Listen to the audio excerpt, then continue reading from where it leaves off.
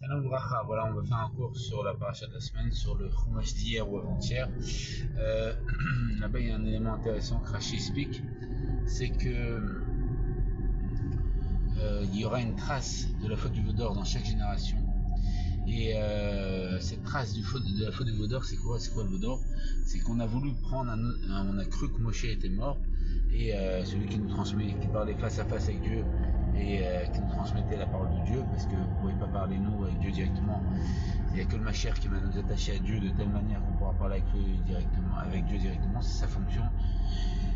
Mais pendant la période de l'exil, on a besoin de cet intermédiaire qui est Moshe, parce que c'est même voilà, c'est pour ça que Moshe c'est à l'envers c'est Hachem, et Hachem Echad ou Moshe Echad c'est valeur de mec Mashiach. C'est le fait il nous attache avec Dieu. Et donc ce qui se passe, c'est que cette faute du Vaudor, c'est le fait de vouloir prendre un autre intermédiaire que Moshe, parce qu'on a cru qu'il était mort. Et dans chaque génération, il y a un Moshe de la génération, qui est le Nassi de la génération, qui est le Mashiach de la génération. Et de là, on comprend que si on ne suit pas ces enseignements, c'est comme faire le Vaudor, c'est prendre un autre intermédiaire.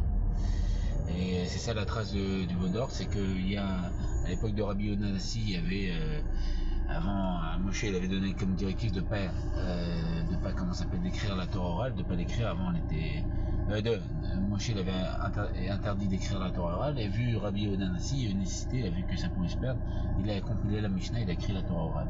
À l'époque du Harizal, les secrets de la Torah, le Sod, c'était se donner simplement de bouche à oreille à une élite, donc c'était du Sod, des secrets, donc c'était caché. Et est venu le Harizal, il a dit qu'aujourd'hui c'était une mitzvah, une ordonnance de Dieu de pouvoir utiliser cette science et les secrets de la Torah. Et pareil, le Baal Shem Tov à son époque, avant la Chassidoute était l'enseignement du Nassi Ador, du chef de la génération. Il n'y avait que le Nassi qui avait accès à la Chassidoute.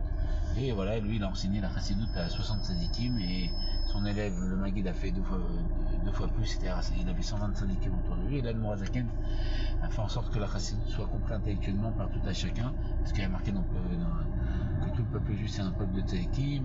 Et d'autres comme Rabbi Nachman de Breslev, il a fait en sorte qu'il soit compréhensible, ressenti dans le cœur la chassidoute, etc., etc.